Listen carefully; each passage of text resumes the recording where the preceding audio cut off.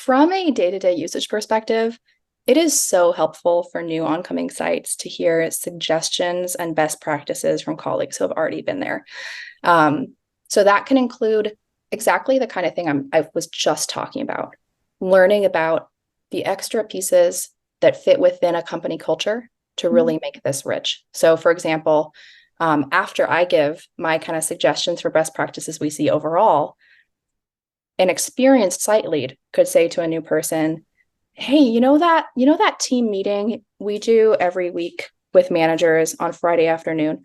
Bump that to the morning to announce TeamSense so that you can answer follow-up questions before they come in again on Monday. Those are the kind of things that you're going to get when people really know the day-to-day experience within a company and sharing the things they would have done in hindsight. So that's my first one. The second one is the data.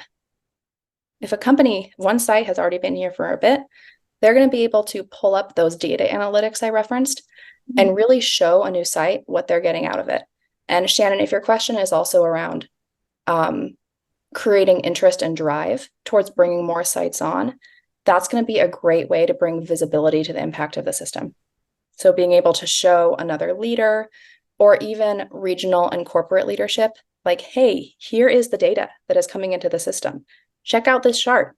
Now I have the information that I need to plan for staffing for January because I know what our patterns are. And now that data is actionable. That's going to be huge for leaders to see, especially at large companies where data tracking is so challenging.